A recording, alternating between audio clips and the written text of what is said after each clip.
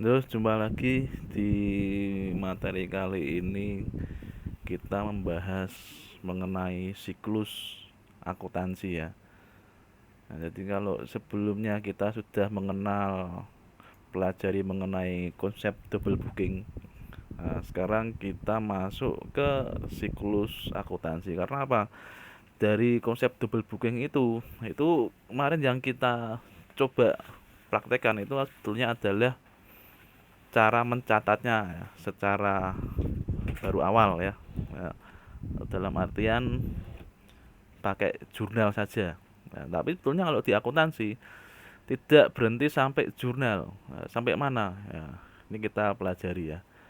Ya, seperti apa solusi akuntansi? Yuk kita langsung saja. Ya, jadi yang pertama yang dilakukan di dalam siklus akuntansi yang pertama itu menganalisa transaksinya ya. Menganalisis dulu nih.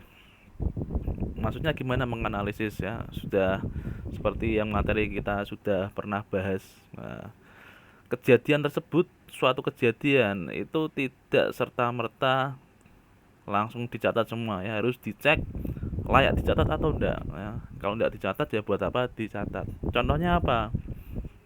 Nah, contohnya dalam perusahaan XYZ misalkan. Nah, akuntannya bekerja di perusahaan XYZ. Ya, kalau secara normalnya ya akuntan yang kerja di perusahaan XYZ hanya mencatat arus uang keluar masuk dari sisi perusahaan XYZ. Nah, tapi misalkan ada ownernya namanya Bapak A. Nah, tahu-tahu mengadakan membuat transaksi di luar XYZ, misalkan apa? Menikahkan anaknya. Nah, apakah akuntannya itu harus ikut mencatat? Nah, tidak, belum tentu. Ya. Kenapa kok gitu? Nah, padahal si A ini kan pemiliknya perusahaan XYZ. Ya. Kenapa kok belum tentu ya? Karena ya meskipun Bapak A ini ownernya XYZ, tapi transaksinya itu transaksi yang tidak melibatkan perusahaan XYZ. Ya, itu ranah pribadi Bapak A. Jadi itu ya contohnya. Kita juga udah pernah membahas itu ya di materi sebelumnya ya. Yang belum melihat materi sebelumnya bisa dicek dulu ya. Ya. Jadi dicek nih analisa transaksinya layak dicatat atau tidak. Ya, kalau layak, kemudian kira-kira akun mana yang berpengaruh? Akunnya itu maksudnya apa? Yang bertambah aset atau yang berkurang itu liabilitas atau malah ekuitas. Ya, dicek dulu. Oh, sudah dianalisa selesai, baru masuk ke tahapan yang kedua yaitu membuat jurnalnya. Buat jurnal itu sebagaimana? Ya, seperti yang materi sebelumnya ya, membuat jurnal ini ya. eh, Mencatat model double book ini. Nah, jurnal ada umum dan khusus. Nah, kemudian setelah dari jurnal umum atau khusus, kita masuk ke dalam buku besar, diposting ya. Nah, kemudian setelah posting ke buku besar, masuk ke neraca saldo. Nah, kita materi kali ini fokus dulu ke 4 poin ini ya, 4 poin, jangan kemana-mana ya. Nanti masih ada lagi nih 4 fase berikutnya ya sampai jadi jurnal penutup. Ada fasenya. Nah, kita fokus dulu ke 4 ini. Nah, misalkan ini PT XYZ, dia mempunyai saldo awal seperti ini. Nah, kas persediaan hingga laba ditahan senilai sekian. Nah, ini saldo awal PT XYZ. Ya, saldo awal.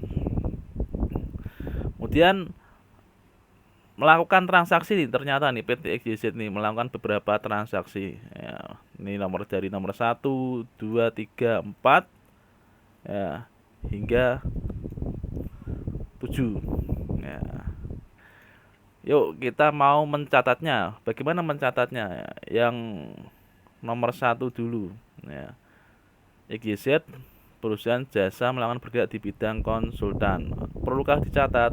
Nomor 1 tidak perlu ya, tidak ada jurnal. Ya, hanya keterangan. Nomor 2, nah ini salah satu pemilik modal namanya Pak Bambang mengadakan pernikahan anaknya menghabiskan 17.000. Ya, ini yang saya sampaikan tadi ya. Ya, meskipun Pak Bambang ini owner, tapi kalau dia melakukan transaksi di luar PT-nya, ya, di luar perusahaannya, maka tidak perlu dicatat. Nomor 2 ini, maka nomor 2 tidak ada jurnal, ya. Nomor 3, pemilik modal lainnya Rio menyetorkan persediaan senilai 7.000. Nah, ini maksudnya menyetor persediaan itu gimana? Memberikan barang misalkan ya. Kalau di rumah sakit ya menyetorkan misalkan obat-obat ya, menyetorkan ya, alat-alat atau bahan-bahan untuk memasak, tepung, gula, beras dan lain sebagainya. Nomor 3, caranya mencatat bagaimana? Nomor 3 ya, Pak Rio ini menyetorkan persediaan ya pada PT. Lihat cara mencatatnya ya. Jadi yang didebet apa? Persediaan. Dapat persediaan, yang dikredit apa? Modal ya, 7.000. Nah, kemudian yang nomor 4, XYZ mengakui pendapatan sebesar 10.000 secara kredit ya. Mengakui pendapatan sebesar 10.000 berarti gimana? Ya, secara kredit. Nah, karena kredit ya, belum menerima uangnya, masuknya ke piutang. Nah, kemudian yang satunya apa kreditnya? Pendapatan. Ya. Kemudian yang nomor 5, XYZ menagih pelanggannya atas pendapatan terakhir sebesar 3.000. Maksudnya gimana nih? Menagih atas pendapatan terakhir sebesar 3.000. Ini maksudnya sudah mendapatkan ya, uangnya ya, maksudnya ya ini ya. Ya. Maka ya kasnya di debit bertambah. Ya, kas aset ya. Aset saldo normalnya debit. Kemudian piutangnya berarti berkurang. Piutang berkurang di kredit. Di kredit. Oke, nomor 6, salah satu karyawan XYZ bolos kerja, perlu dihitungkah? Ya, ini kalau kasus ini tidak perlu ya, tapi kalau ada di suatu kasus ada yang namanya uh, human resource management system, jadi aplikasi untuk pengelolaan SDM sumber daya manusia, itu kalau mau disambungkan misalkan bolos potong gaji bisa juga. Nah, kita belum sampai situ ya, maka dari nomor 6 tidak ada jurnal. Oke, nomor 7, XYZ membayar hutang sebesar 6.500 kepada salah satu krediturnya. Membayar hutang berarti apa? Ya, berarti hutangnya ada yang berkurang. Yang berkurang itu apa? Ya, hutangnya ya hutang usaha. Ya, liabilitas, saldo normalnya kredit, kalau berkurang di debit. Ya, bayarnya pakai apa nih? Bayarnya nah, pakai uang ya, kasnya berkurang. Kurang apa? Kredit ya, karena aset kas. Jadi itu ya pencatatannya. Nah, terus setelah dicatat ya, di jurnal, kemudian masuk ke tahapan apa tadi? Ya, buku besar, diposting ke buku besar. Nah, maksudnya diposting ke buku besar itu bagaimana? Dari jurnal-jurnal ini, ya, dari jurnal ini nanti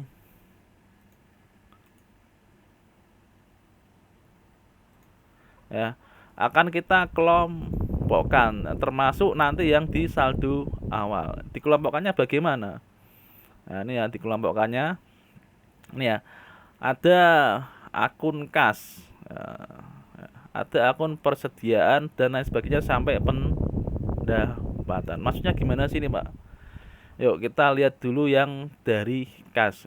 Kas di sini isinya ada nomor keterangan jumlah dan saldo ya. Nah, nomor 1, saldo awal, tulisannya kok 12.000. 12.000 dapatnya dari mana? Nih, kas 12.000. Dapat ya.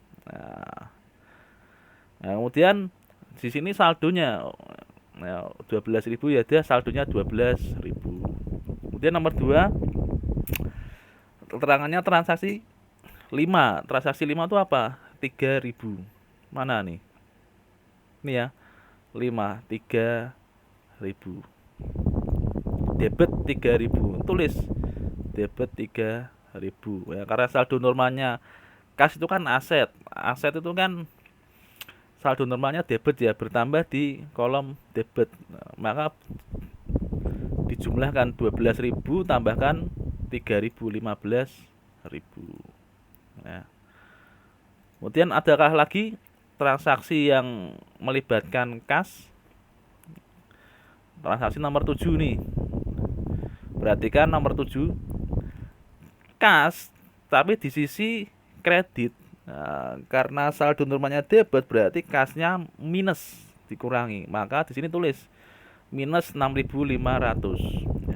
15.000 kurangi 6.500 berapa? 8.500 ya. Nah, jadi itu ya, posting buku besar di akun kas itu mengelompokkan transaksi-transaksi yang melibatkan kas. Nah, kemudian persediaan gimana persediaan? Lihat di saldo awalnya, ini ada persediaan 6.000.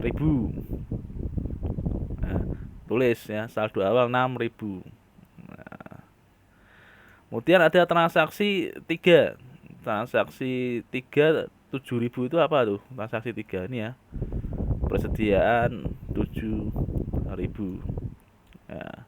Tulis 7.000, maka saldonya berapa? 6.000 tambah 7.000, 13.000. Nah, kemudian ini piutang ya, ini bukan piuang ya, piutang usaha. Ya, nomor 1 saldo awalnya 7.000. Dari mana 7.000? Nah, ya. Ini ya, 7.000 piutang usaha. Tulis 7.000. Nah, kemudian dari transaksi nomor 4. Transaksi nomor 4 itu apa? Ini ya, piutang usaha 10.000. Nah, debit ya. Piutang ini kan masuk dalam apa? Aset ya. Aset. 7.000 tambah 10.000, 17.000. Transaksi nomor 5 berapa? Kok min 3.000?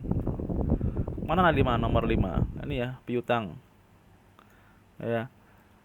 Karena dia aset, nah, kalau ditaruh di piutang 3.000 maka minus. Ya.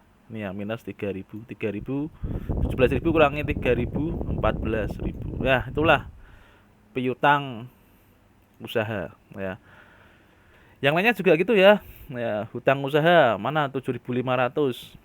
Ya, ini ya, hutang usaha 7.500 dan perhatikan saldonya kredit ya, 7.500. Nah, ini ya 7.500. Nah, jangan salah, ini kok tidak negatif ya, karena hutang masuknya liabilitas bukan aset. Nah, kemudian transaksi 7. Ya, transaksi 7 mana hutang usaha. Ya, dia hutang usaha kok masuknya debit. Nah, padahal hutang itu kan liabilitas, saldo normalnya kredit, berarti min ya. Min 6.500. Hasilnya berapa? 1.000 ya. Jadi dibedakan ya. Bedakan contohnya ya, dari kas dan hutang. Nah, tadi kan kas saldo normalnya debit. Jadi kalau kas masuknya di kolom debit ya ditambah. Nah, beda dengan hutang. Hutang kalau nulisnya di kredit ya nambah. Nah, oke ya. Kemudian lanjut ke modal Bambang. Nah, modal Bambang ada di mana? Ini ya. Saldo awal ya 5.500. Ya. Oke. Model Rio, nah, saldo awal 7.000. Dapatnya dari mana? Ini ya, modal Rio 7.000. Nah, oke betul. Kemudian ada transaksi 3, ada modal nih. Mana transaksi nomor 3? Ini ya, modal Rio 7.000 kredit. Ingat, modal itu masuknya di ekuitas. Nah, ekuitas saldo normalnya apa? Kredit. Nah, maka ini ya, 7.000 tambah 7.000, 14.000. Nah, yuk laba di ditahan. Dapatnya dari mana? Nah, ini ya. Laba ditahan 5.000. Ini ya. Tulis. Kemudian pendapatan. Pendapatan dari mana nih? Transaksi nomor 4. Mana nomor 4? Ini ya. 10.000. Tulis. Nah, oke. Jadi gitu posting dari jurnal ke buku besar ya. Intinya berarti kita sudah belajar posting ke buku besar itu untuk mengelompokkan akun-akun yang ada. Nah, kalau sudah dikelompokkan gimana? Goalnya menghitung saldonya ini. Saldonya ini. Nah, kenapa kok menghitung saldo goalnya? Hubungannya dengan siklus berikutnya. Apa siklus berikutnya? Neraca saldo. Neraca saldo itu bagaimana sih neraca saldo? Dari saldo-saldo ini dimasukkan ke sini. Nah, bikin neraca. Misalkan nih, kas 8.500 dapatnya dari mana? Ini 8.500 debit ya. Nah, ya kalau kasnya minus gimana? Kasnya minus ya di kredit. Nah, kemudian apa? Persediaan 13.000 dapatnya dari mana? Ini 13.000. Ya, piutang 14.000 dapatnya dari mana? Nih, 14.000 ya. Hutang 1.000 dapatnya dari mana? Ya, ini. Ingat hutang saldo normalnya kredit. Ya, sedangkan ini hutangnya kan tidak minus. Berarti punya hutang masian ya. Modal 5.500 dapatnya dari mana? Nah, modal Bambang ya. Modal Rio 14.000 dapatnya dari mana? Nah, ini laba ditahan 5.000 dapatnya dari mana? Ini saldo laba ditahan. Pendapatan 10.000 dapatnya dari mana? Ini. Nah, gitu ya. Berarti dari jurnal, dari menganalisa transaksi dulu deh. Kemudian ke jurnal, posting buku besar hingga ke neraca saldo ya. Oke, mungkin gitu dulu siklus akuntansi yang kita bahas di materi kali ini. Kurang lebihnya mohon maaf, dan kalau ada yang mau tanyakan bisa di kolom komentar. Saya akhiri dan jangan lupa untuk happy coding.